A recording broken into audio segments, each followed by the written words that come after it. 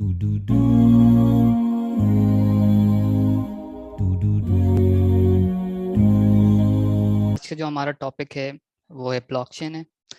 इसमें हम देखेंगे कि भाई ब्लॉकचेन क्या है and how blockchain works and why should we learn और why should we know about blockchain. ठीक है, तो this session is for the beginners. ये सेशन बिगिनर्स के लिए है, जिसमें हम ब्लॉकचेन के कंपोनेंट्स वगैरह देख रहे होंगे। ठीक है,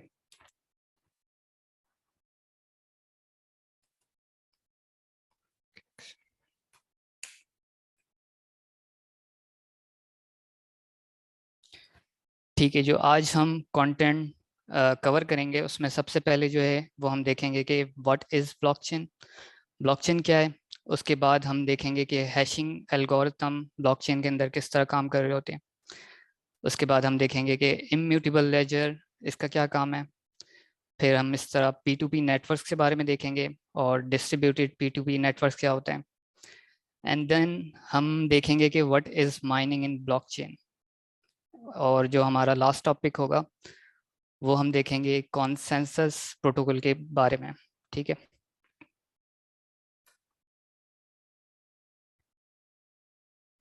सबसे पहले हम देख रहे हैं कि वाई ब्लॉकचेन। तो इसका एक सिंपल सा आंसर है, because blockchain is a disruptive technology. ठीक है, तो ब्लॉकचेन को जो है वो हम डिसरप्टिव टेक्नोलॉजी क्यों कहते हैं। सबसे पहले तो हम ये जानते हैं कि ये डिसरप्टिव टेक्नोलॉजी है क्या। तो आज से अगर हम 15 और 20 ईयर्स बैक जाते हैं तो हम कहीं भी ट्रैवल करने के लिए हम यूज़ करते थे टांगा, जिसको हम इंग्लिश में कैरिज भी कहते हैं। ठीक है, अगर हमें कराची से किसी दूसरे सिटी जाना है, लाहौर जाना है, तो ट्रैवलिंग के लिए हम टांगा यूज़ करते थे। ठीक है, यह एग्जाम्पल लेते कि कराची से लाहौर तो एक काफ़ी लंबा रास्ता है। अगर हम कराची में रहते हुए गुलशन इकबाल से अगर हम चाहते हैं जाना सदर, तो ये भी हम टांगा से जाते हैं, तो वो काफ़ी टाइम लेता है। तो पहले हम ट्रैवलिंग के लिए लेकिन यूज़ करते थे सिर्फ टांगा, क्योंकि उस वक्त व्हीकल्स नहीं थी, बाइक्स नहीं थी और कार्स नहीं थी या बसेस। तो इस चीज़ को जो है एक ट्रेडिशनल जो अप्रोच है जो हम टांगा यूज़ करते हुए आ रहे थे, तो डिसरप्टिव टेक्नोलॉजी हम कहते हैं उसको है कि एक ट्रेडिशनल अप्रोच को पूरी तरह से अगर चेंज कर दे किसी न्यू इनहेंस वर्जन में, जिस तरह टांगा को रिप्लेस कर दिया व्हीकल ने, तो ये एक डिसरप्टिव टेक्नोलॉजी आप कह सकते हैं कि एक डिसरप्टिव चेंज है। इसी तरह डिजिटल कैमरास हैं, इसी तरह इंटरनेट है। पहले हम अ, अगर एग्जांपल ले, हमें कोई पैगाम कोई मैसेज एक बंदे से दूसरे की तरफ भेजना है, तो हम उसके लिए डाकिया ख़त का यूज़ करते थे। लेकिन अब क्या करते हैं हम कि ईमेल है, हम किसी से भी कम्युनिकेट करना है हम ईमेल के थ्रू कर सकते हैं। अब एक बंदा है पाकिस्तान में बैठा हुआ और दूसरा बंदा फर्ज कर लें यूके के अंदर है, तो हम इंटरनेट के थ्रू और ईमेल के थ्रू हम पूरी दुनिया में कम्युनिकेट कर सकते हैं इजीली। तो ये भी एक चेंज आया कि हम ख़त भेजते थे या डाकिया का यूज़ करते थे। तो एक डिसरप्टिव एक ट्रेडिशनल चेंज हुआ जो बिल्कुल न्यू इनहेंस वर्जन में इंटरनेट की फॉर्म में, जिस तरह आप सेशन में आपको दे पा रहा हूँ, ये भी एक इंटरनेट की वजह का है। आप मुझे सुन पा रहे हैं, ये भी एक इंटरनेट की वजह का है। तो ये एक डिसरप्टिव चेंज है। इसी तरह बिल्कुल इसी तरह ब्लॉकचेन भी जो है वो एक डिसरप्टिव टेक्नोलॉजी है। अब ये ब्लॉकचेन डिसरप्टिव टेक्नोलॉजी क्यों है इसको देखते हैं। जिस तरह अगर हम देखें कि इंटरनेट ने जो है वो कम्युनिकेशन की दुनिया को बदल के रख दिया, कि अब कम्युनिकेशन ईजी कर दिया। इसी तरह बिल्कुल ब्लॉकचेन ने जो है वो ट्रस्ट के लेवल को इंक्रीज कर दिया है। वो किस तरह, अगर हम एग्जाम्पल लें, 2008 के अंदर यूएस के अंदर एक फाइनेंशियल क्राइसिस हुआ था, अगर आपको याद हो, या वीडियो लिंक अटैच है आप देख सकते हैं। जिस तरह आप श्रीलंका की मिसाल लें, श्रीलंका के अंदर एक फाइनेंशियल क्राइसिस चल रहा है, तो उसमें बैंक करप्ट हो गया या एक इंसान है वो बैंक में उसके पैसे लेकिन वो निकाल नहीं सकता। तो इसी चीज़ को, इस क्राइसिस को, इस ट्रस्ट के लेवल को चेंज कर दिया है ब्लॉकचेन ने कि भाई कोई भी थर्ड पार्टी आपके पैसे को या आपके ट्रांजैक्शन को कंट्रोल नहीं कर सकता। तो इसी बेस पे बिटकॉइन का आपने नाम सुना है, जो 2009 में आया। ठीक है, अब बिटकॉइन जो है वो बाज़ लोगों के दिमाग में होता है कि बिटकॉइन ब्लॉकचेन सेम है। बिटकॉइन डिफरेंट है and blockchain is different. Bitcoin is not blockchain and blockchain, bitcoin जो है वो ब्लॉकचेन टेक्नोलॉजी को यूज करते हुए बनाई गई है। ठीक है, इसी तरह हम भी कोई एप्लीकेशन बना सकते हैं। तो जिस तरह सेकंड पॉइंट है bitcoin invention based on blockchain technology. अब इसकी ट्रस्ट का लेवल तो यहाँ पर आ गया कि बिटकॉइन में एक ट्रस्ट का लेवल है, कोई रोक नहीं सकता भाई, कोई चेंज नहीं कर सकता। जिस तरह एक पॉइंट है no one can tamper the records, once a record always a record. जो एक दफ़ा ब्लॉकचेन में ऐड हो गई है उसको कोई चेंज नहीं कर सकता। ठीक है, अब इसमें एक और ख़ासियत है कि ये शेयर्ड होता है अमंग ऑल द नेटवर्क्स, कोई एक सेंट्रलाइज लोकेशन नहीं है, डिस्ट्रीब्यूटेड इन्वायरमेंट होता है। इसी तरह ब्लॉकचेन के अंदर स्मार्ट कॉन्ट्रैक्ट एक ये पार्ट है इसका। इसके अलावा डिसेंट्रलाइज है, मतलब no central authority can control this. तो ये तो हो गई कि ब्लॉकचेन एक डिसरप्टिव टेक्नोलॉजी है और क्यों है, बिकॉज ऑफ ट्रस्ट इशू। अब हम आगे देखते हैं। सबसे पहले हम देखते हैं कि व्हाट इज ब्लॉकचेन, ब्लॉकचेन है क्या। तो ब्लॉकचेन है क्या, अगर हम इसकी डेफिनेशन देखें तो blockchain is a distributed immutable ledger which is completely transparent. ठीक है, ब्लॉकचेन जो है वो है डिस्ट्रीब्यूटेड है, इम्यूटेबल है एंड ट्रांसपेरेंट है। अब यहाँ पर भी तीन वर्ड जो है वो उसको सबसे पहले समझने की ज़रूरत है कि ये डिस्ट्रीब्यूटेड क्या है, ये इम्यूटेबल लेजर क्या है, और हम इसको ट्रांसपेरेंट क्यों कहते हैं। ठीक है, तो इस चीज़ को समझते हैं हम। एक तो एक पिक्चर है यहाँ पे जिसमें एक एग्जाम्पल के तौर पे तीन ब्लॉक्स है, इसको हम blockchain group of block is called blockchain. तो इसमें जो फर्स्ट ब्लॉक है, किसी भी ब्लॉकचेन का जो फर्स्ट ब्लॉक होता है उसको हम जेनेसिस ब्लॉक भी कहते हैं, मतलब फर्स्ट ब्लॉक कह लें या जीरो ब्लॉक कह लें, या ब्लॉकचेन की टर्म में इसको जेनेसिस ब्लॉक कहते हैं। अब आगे एक एग्जाम्पल देखते हैं कि ब्लॉकचेन है क्या, और डिस्ट्रीब्यूटेड क्या है, और इम्यूटेबल क्या है, ट्रांसपेरेंट क्या है। फॉर एग्जाम्पल एक शॉप है, अब मैं जाता हूँ वहाँ पर, शॉप कीपर स्टोर है, जनरल स्टोर है। अब मैं वहाँ से जाकर बाय कर लेता हूँ 5 kg फ्लोर। ठीक है, अब 5 kg फ्लोर जो है वो बाय कर लिया मैंने। उसके बाद अब मैं चाह रहा हूँ कि भाई मैं अभी पैसे नहीं दे सकता, आप इसको मेरी खाते वाली बुक में लिख लें। ठीक है, अब खाते वाली बुक जो है उसको क्या कहते हैं हम, लेजर बुक कहते हैं। लेजर को इंग्लिश उर्दू में हम खाता कहते हैं, खाते वाली बुक। तो अब मैंने 5 kg आटा बाय कर लिया है और उसके बिहाफ पे बुक में एंट्री करवा दी कि भाई 5 kg आप लिख लें 500, एक अमाउंट है, प्राइस है 500। अब शॉपकीपर ने जो है वो अपने लेजर की बुक में उसने ऐड कर लिया, एंट्री कर दी 500।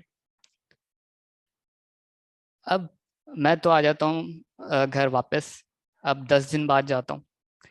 अब क्योंकि लेजर बुक जो है वो शॉपकीपर के पास है, शॉपकीपर ने 500 एंट्री की थी, अब मैं 500 देने के लिए जा रहा हूँ, रिटर्न करने जा रहा हूँ। ठीक है, अब जो शॉपकीपर था वो आप कह लें होशियार था, उसने किसी तरह जो है वो उस पेपर को, उस खाते वाली बुक को टेम्पर कर दिया किसी तरह कि 500 है, तो बिल फर्ज कर लें उसको, उसने किसी तरह उसको 600 कर दिया। अब मैं जब पेमेंट करने जा रहा हूँ शॉपकीपर को, तो भाई पहले तो मैंने 500 पे बाय किया था, लेकिन उसने टेम्पर करके चेंज कर दिया। लेकिन क्योंकि मेरे पास कोई सबूत नहीं है, या मैं उसको किसी तरह साबित नहीं कर सकता कि वो 500 का था या 600 का, तो ये तो एक एग्जाम्पल है कि भाई नॉर्मली फिजिकल वर्ल्ड में इस तरह कोई भी टेम्पर किसी के साथ कर सकता है। ठीक है, अब यही चीज़ हम ब्लॉकचेन में समझते हैं कि ब्लॉकचेन में किस तरह काम करते हैं। अब सिंपल वही खाते वाली बुक को हम एक ब्लॉक से कंपेयर करें। फर्ज कर लें यहाँ पे एक एग्जांपल है, ए है, बी है, सिस्टम ए है, बी है, ई है, सी है एंड एफ। अब ए को फर्ज करते हैं, मान लेते हैं कि ए जो है वो एक शॉपकीपर है। अब बी ने बाय करा कुछ भी 5 kg आटा बाय करा, तो ए ने क्या किया, अपने एक ब्लॉक चेन में एक ब्लॉक ऐड कर दी। ठीक है। अब क्योंकि ब्लॉकचेन जो है वो पेयर टू पेयर डिस्ट्रीब्यूटेड होता है, उसने शॉपकीपर ने अपने पास चेंज किया। अब जो भी उससे कनेक्टेड थे, फर्ज कर ले मैं यूज़र बी था, तो मुझे भी पता चल गया कि भाई 5 kg आटा बाय करा है, तो उसके ब्याह पे 500 एंट्री हो गई। अब इस डेटा को जो है कोई भी शॉपकीपर चाहते हुए भी टेम्पर नहीं कर सकता। ठीक है, बिकॉज ऑफ डिस्ट्रीब्यूटेड इन्वायरमेंट। अब ये तो चीज़ समझ में आ गई कि भाई फिजिकल वर्ल्ड में किस तरह टेम्पर कर सकते हैं, वही सेम चीज़ हम ब्लॉकचेन में किस तरह यूज़ कर सकते हैं। ठीक है, जिस तरह सेम शॉपकीपर ने ऐड किया अपने पास, शॉपकीपर ए है, तो इसी तरह जितने भी उससे कनेक्टेड नोड्स थे उनके पास भी वो सेम कॉपी चली गई। ठीक है। अब हम देखते हैं कि ब्लॉकचेन के अंदर जो एक ब्लॉक है वो दिखता कैसा है। ठीक है, तो एक ब्लॉक के एग्जांपल है कि एक ब्लॉक के अंदर एक ब्लॉक नंबर होता है, जिस तरह इसमें है ब्लॉक नंबर 1, इसी तरह इसमें एक नॉन्स की वैल्यू होती है। ठीक है, इसके अलावा डेटा है, प्रीवियस हैश है, एंड हैश है। ठीक, तो ये इसकी एक ब्लॉक की प्रॉपर्टीज है, block, nonce, data, previous hash and hash. जिस तरह हमने देखा कि भाई स्ट्रक्चर ऑफ ब्लॉकचेन क्या है, हैश है, प्रीवियस हैश है, इसमें टाइम स्टैम्प भी होता है। इसके अलावा डेटा को हम ट्रांजैक्शन भी कहते हैं। अगर और set of blocks is called blockchain. मुख्तलिफ ब्लॉक्स जो है वापस से मिलकर एक ब्लॉकचेन फॉर्म करते हैं। ठीक है, इसको हम इस तरह भी समझ सकते हैं कि just for understanding consider it's like the concept of link list. जिस तरह लिंक लिस्ट जो है वो अपने प्रीवियस नोड्स की एड्रेस को रखता है, इस तरह नेक्स्ट के भी रखता है। तो बिल्कुल इसी तरह लिंक लिस्ट की तरह ब्लॉकचेन भी जो है वो एक ब्लॉक अपने प्रीवियस ब्लॉक का हैश रखता है। वो आगे हम देखते हैं किस तरह।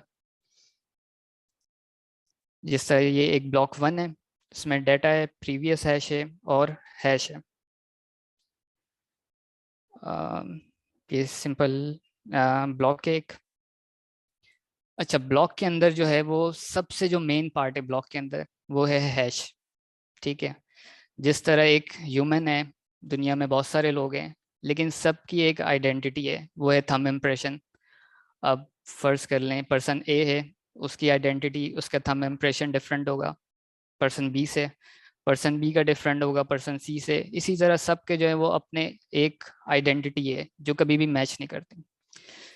तो बिल्कुल इसी तरह एक ब्लॉक जो है, ब्लॉकचेन में मुख्तलिफ ब्लॉक्स हैं।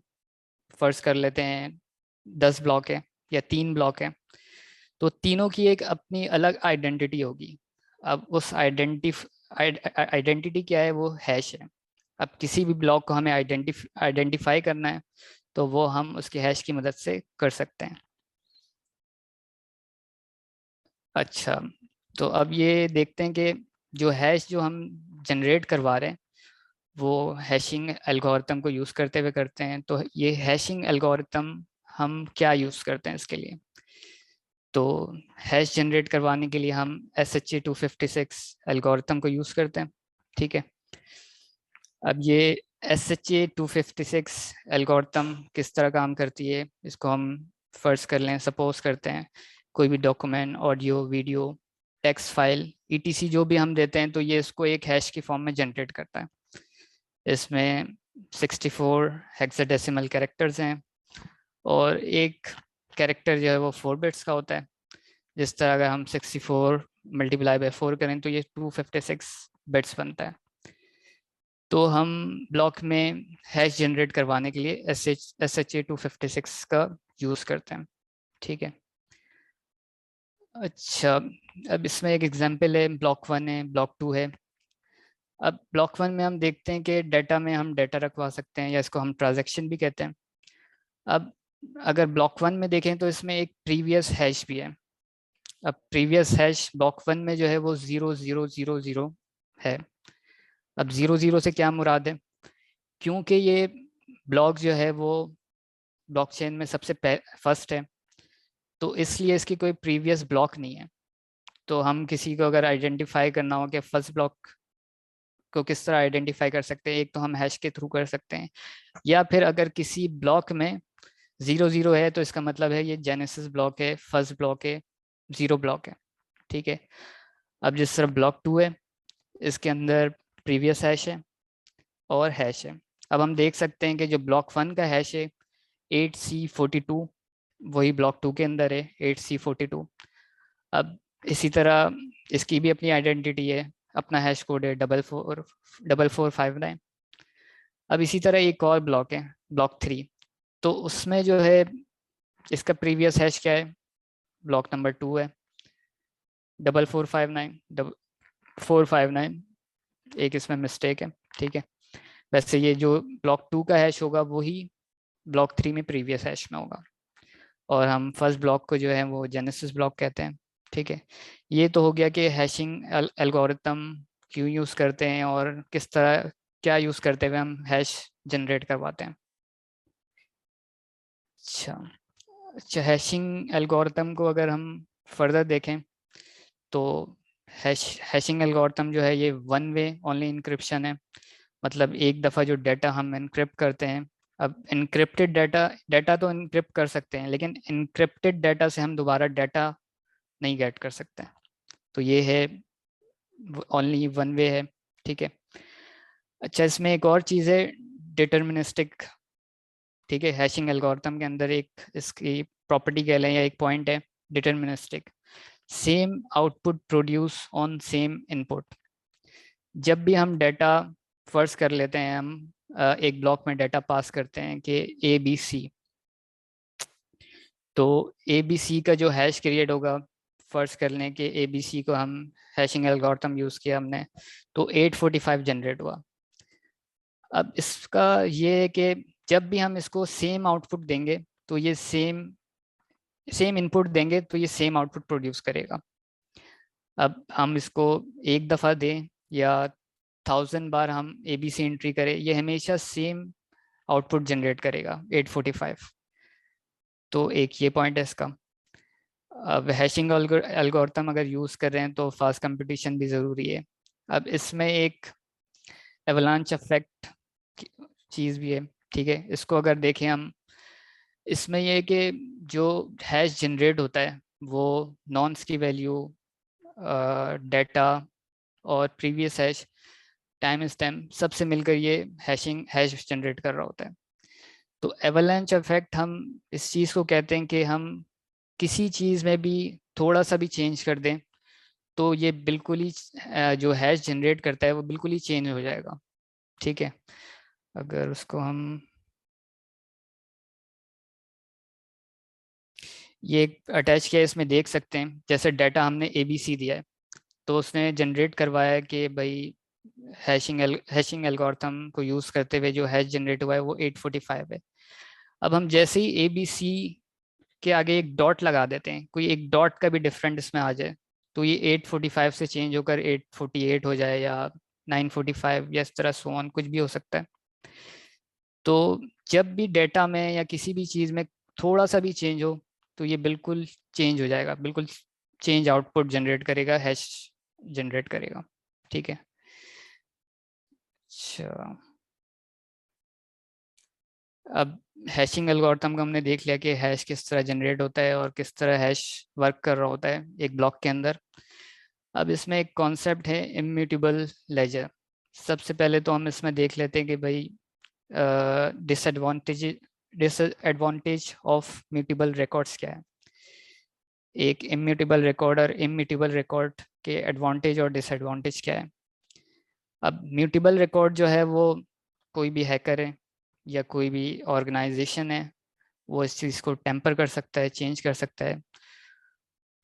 ठीक है। और अगर हम इम्यूटेबल रिकॉर्ड की बात करें, एडवांटेज क्या है इसमें? यह है कि कोई भी उस डाटा को टेम्पर नहीं कर सकता, कोई भी उस डाटा को चेंज नहीं कर सकता। Only create and read. Once जब क्रिएट हो जाता है तो उसको सिर्फ रीड कर सकते हैं, ना अपडेट कर सकते हैं ना डिलीट कर सकते हैं। तो इस चीज़ को हम इम्यूटेबल कहते हैं। ब्लॉकचेन के अंदर एक दफ़ा जो ब्लॉक में ऐड हो गया उसको ना हम अपडेट कर सकते हैं ना डिलीट कर सकते हैं, मतलब कुछ भी नहीं कर सकते हैं। अब ये किस तरह करते हैं, हाउ? अब इसमें भी एक एग्जांपल से समझते हैं इसको। एक प्रॉपर्टी है, फर्ज कर ले मैं इसको बाय करना चाहता हूँ। अब उसका जो ऑनर है मकान का या प्रॉपर्टी का, उसको मैंने पैसे दिए, सेल स्ट्रीट साइन हुई। उसके बाद मैं इस हाउस को जो है वो रजिस्टर करवाने जाता हूँ। ठीक है, फर्ज कर लें लीज करवाने जा रहा हूँ, या कोई भी एक गवर्नमेंट ऑर्गेनाइजेशन होगी जो रजिस्टर करती होगी। ठीक है। अब मैं उस मकान को, उस प्रॉपर्टी को रजिस्टर करवाता हूँ। हो सकता है कि वो जो इंस्टीट्यूट है या गवर्नमेंट जो भी कह लें ऑर्गेनाइजेशन है, वो जो है वो अपना डाटा जो है वो एक रजिस्टर की फॉर्म में, फाइल सिस्टम के फॉर्म में, वो फिजिकल फाइल जो है वो उस सूरत में रजिस्टर करते हो। ठीक है। या फिर हो सकता है उनका कोई सेंट्रलाइज्ड डेटाबेस हो जिसमें वो रजिस्टर करते हो। तो इसमें चांसेस क्या है? हो सकता है कि जो फिजिकल फाइल वो रखते हैं, हो सकता है फ्लड आ जाए, हो सकता है उस ऑफिस को आग लग जाए तो उससे भी आपका डाटा लॉस हो सकता है, या फ्लड आ जाए उसमें भी डाटा लॉस हो सकता है, या फिर कोई गवर्नमेंट एम्प्लॉय उस डाटा को चोरी करना चाहे या उसको चेंज करना चाहे, वो कर सकता है। ये तो हो गई एक फिजिकल अगर फाइल है तो वो उसमें इस तरह हमें नुकसान उठाना पड़ सकता है। ठीक है। इसी तरह अगर वो किसी सेंट्रलाइज्ड डेटाबेस में है, तो हो सकता है कोई जो रजिस्टर करने वाला पर्सन है, गवर्नमेंट एम्प्लॉय है, वो उस डेटाबेस में जाके चेंज कर दे, वो फर्रुख की जगह ABCD कर दे। ठीक है। तो इसका हमें नुकसान हो सकता है। अब अगर हम यही चीज़ ब्लॉकचेन के अंदर देखें, जिस तरह एक इम्यूटेबल लेजर है, ये एक ब्लॉकचेन है, ABCDEF। अब कोई भी हैकर, फर्ज कर लें 3 पे कोई डाटा है, अब उसको हैकर जो है वो इसको अटैक करता है और इसके डाटा को चेंज करता है। ठीक है। अब अब होगा क्या? क्योंकि कोई भी ब्लॉक जब ऐड होता है तो उसकी एक अपनी आइडेंटिटी है, हैश है। ठीक है। अब जब भी कोई कोई भी डाटा चेंज करता है, एक डॉट का भी चेंज आता है तो वो हैश चेंज हो जाता है। ठीक है। अब जैसे ही वो हैश चेंज होगा तो ये ब्लॉक तो टेम्पर हो गया। अब जो नेक्स्ट ब्लॉक है वो अपने प्रीवियस ब्लॉक का हैश रखता है। क्योंकि इसका हैश चेंज हो चुका है तो ये इस ब्लॉक ये वैलिडेट नहीं होगा। तो इस तरह इसके आगे जितने भी ब्लॉक्स हैं वो सारे ही करप्टेड हो जाएंगे। तो ये एक इम्यूटेबल का फायदा है। ठीक है। अब इसमें हम P2P नेटवर्क्स को देखते हैं। ब्लॉकचेन के अंदर जो है वो एक सिस्टम दूसरे सिस्टम से कनेक्टेड होता है। कोई सेंट्रलाइज डेटाबेस नहीं होता, कोई सेंट्रलाइज अथॉरिटी नहीं है जो उसको कंट्रोल करे। एक सिस्टम और नोड्स कह लें वो आपस में अपने पीयर्स नेटवर्क के साथ कनेक्टेड होते हैं। जिस तरह सिस्टम ए है, नोड ए है, वो बी के साथ कनेक्टेड है, ई के साथ कनेक्टेड है और एफ के साथ कनेक्टेड है। इसी तरह अगर हम सी को देखें तो सी जो है वो बी के साथ कनेक्टेड है और एफ के साथ कनेक्टेड है। तो इस चीज़ को हम पीयर टू पीयर नेटवर्क कह रहे होते हैं ब्लॉकचेन के अंदर। अब इसको हम सेंट्रलाइज नेटवर्क और P2P नेटवर्क से कंपेयर कर लेते हैं कि अब सेंट्रलाइज नेटवर्क में क्या होता है कि एक सर्वर है, उसमें हमारा डाटा है। ठीक है। अब फर्ज कर ले 4 सिस्टम उससे कनेक्टेड है। अब किसी भी क्लाइंट को डाटा चाहिए, किसी भी सिस्टम को डाटा चाहिए, वो रिक्वेस्ट भेजता है सर्वर पे, सर्वर उसको रिस्पॉन्ड करेगा, वापसी उसको डाटा रिटर्न करेगा। अब इसमें क्या हो सकता है, सेंट्रलाइज डेटाबेस से कोई भी डाटा को टेम्पर कर सकता है, डाटा को चेंज कर सकता है, ठीक है, क्योंकि सेंट्रल अथॉरिटी है और जिसके पास अथॉरिटी है या जो भी उसको टेक ओवर संभाल रहा है वो उसको चेंज कर सकता है, ठीक है। अब P2P नेटवर्क में क्या होता है, P2P में ये है कि वो डिसेंट्रलाइज है, कोई सेंट्रलाइज डेटाबेस नहीं है उसमें। अब अगर फर्ज कर लें जो डाटा ए के पास है, अलग डाटा वो बी के पास भी है, वही डाटा ई के पास भी है। अब ये आपस में P2P नेटवर्क से तो एफ चाहे तो रिक्वेस्ट भेजकर वो ए से डाटा हासिल कर सकता है, सी अगर चाहे तो वो डाटा भेज के ई से हासिल कर सकता है। इसी तरह ये आपस में कनेक्टेड है, कोई भी अब किसी के वो रिक्वेस्ट भेजकर वो उससे डाटा गेट कर सकता है। इसमें नो सेंट्रल अथॉरिटी है, नो कोई सेंट्रलाइज लोकेशन नहीं है, कोई सेंट्रलाइज डेटाबेस नहीं है, नोड्स आपस में कनेक्टेड है और कम्युनिकेट करता है, ठीक है। अब डिस्ट्रीब्यूटेड P2P नेटवर्क क्या है, डिस्ट्रीब्यूटेड में यही है, जो डाटा इसके पास होगा ए के पास वही बी के पास होगा, वही सी के पास होगा, वही एफ के पास होगा, एंड सो ऑन इसी तरह। अब इसमें देखते हैं कि सिस्टम ए में सबके पास 4 ब्लॉक है, सिस्टम ए के पास 4 ब्लॉक है, बी के पास 4 है, एफ के पास 4 है, ई के पास 4 है। अब जैसे ही सिस्टम ए ने एक ब्लॉक को माइन करा तो 5 ब्लॉक हो गए इसमें, ठीक है। अब जैसे ही वो ब्लॉक माइन करेगा तो वो अपने से कनेक्टेड नोड्स को एक रिक्वेस्ट भेजेगा कि मैंने एक ब्लॉक को ऐड किया है, आप भी इसके पास अपने वैलिडेट करके इसको ऐड कर लें, ठीक है। अब जैसे ही सिस्टम ए में एक ब्लॉक ऐड हुआ, उसने रिक्वेस्ट भेजी एफ को, ई को, बी को, तो बी ने भी अपने पास उसको अपडेट कर लिया वैलिडेट करके। अब सी जो है वो कनेक्टेड है बी से, ई से। अब जैसे ही बी अपडेट होगा तो वो अपने से कनेक्टेड नोड्स को भेजेगा कि भाई डाटा ऐड हुआ है या ब्लॉक ऐड हुआ है, तो अपने पास भी अपडेट कर लें। तो इसी तरह सब आपस में सिंक हो जाएंगे। तो ये है डिस्ट्रीब्यूट P2P नेटवर्क का कॉन्सेप्ट।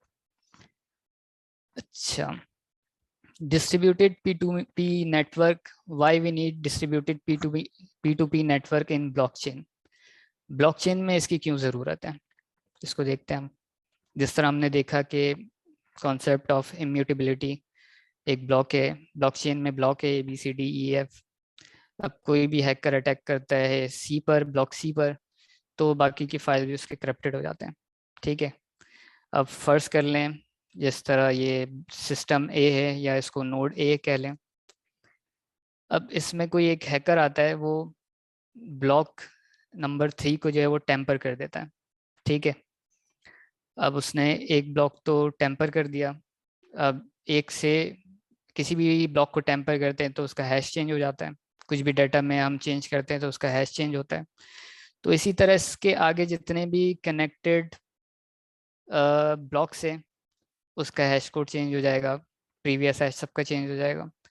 लेकिन अ, जो हैकर था वो बड़ा ही होशियार था, उसने कनेक्टेड आगे जितने भी नोड्स है, जितने भी ब्लॉक्स हैं, उस सब को भी हैक कर लिया और सब में जाके डाटा चेंज कर दिया अपने मुताबिक, ठीक है। अब इस सूरत में क्या होगा,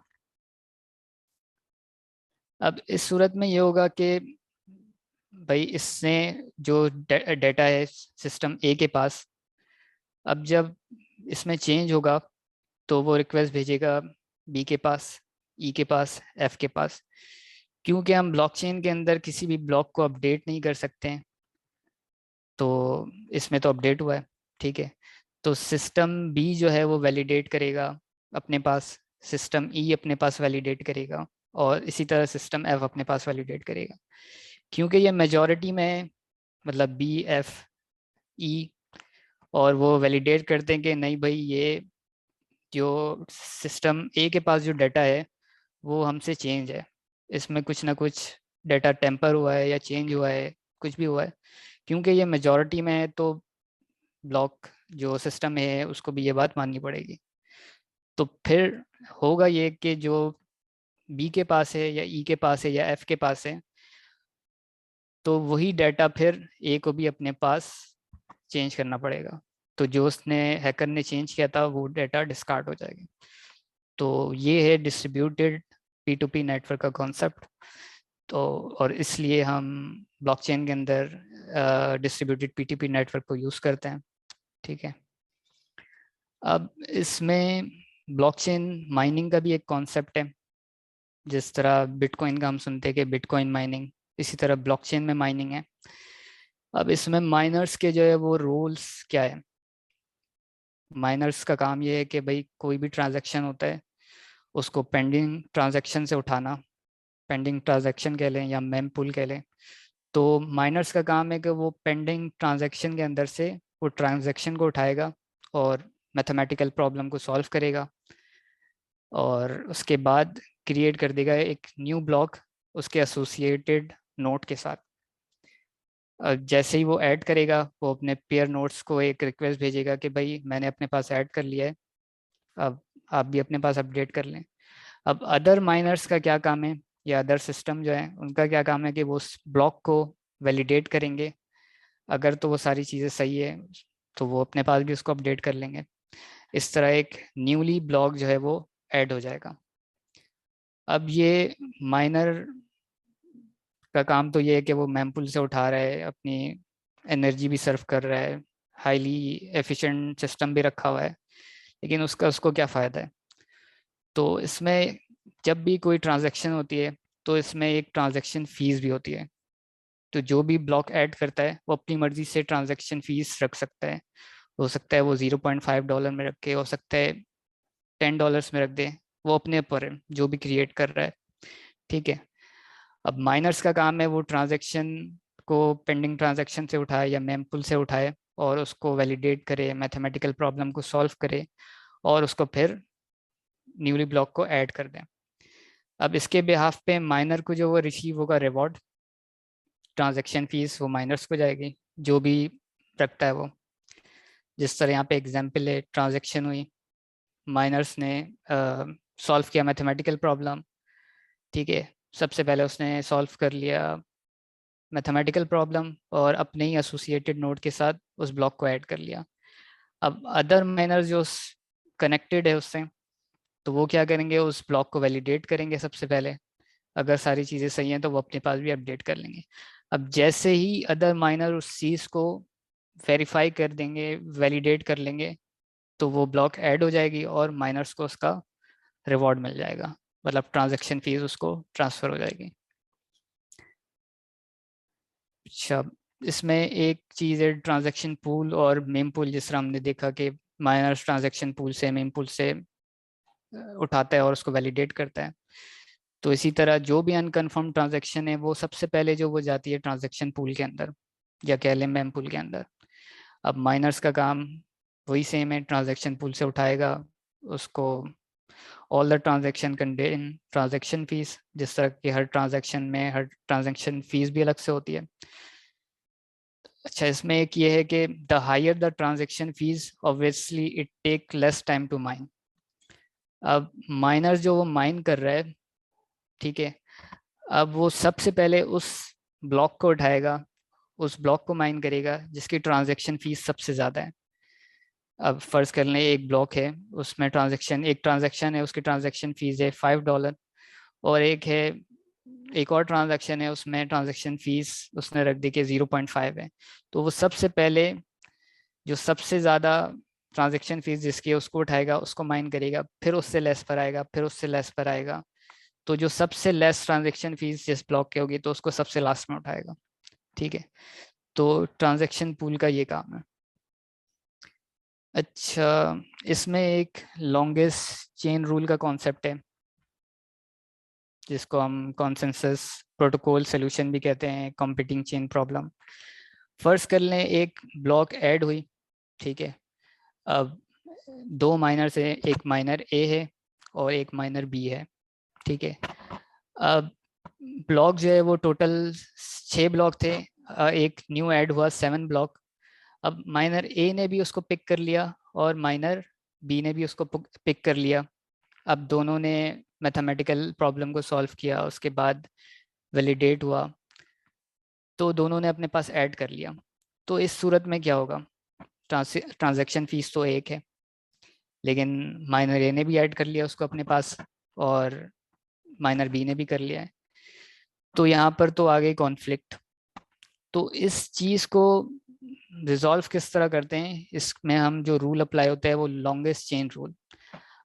क्योंकि 7 ब्लॉक जो है वो दोनों ने अपने पास माइन कर लिया है, अब हम ना ट्रांजैक्शन फीस ए को दे सकते हैं ना बी को दे सकते हैं। तो इस सूरत में जैसे ही इन दोनों में से माइनर ए से या माइनर बी में से जो सबसे पहले नेक्स्ट ब्लॉक को माइन करेगा, मतलब 8th ब्लॉक को माइन करेगा, तो ट्रांजैक्शन फीस उसकी हो जाएगी।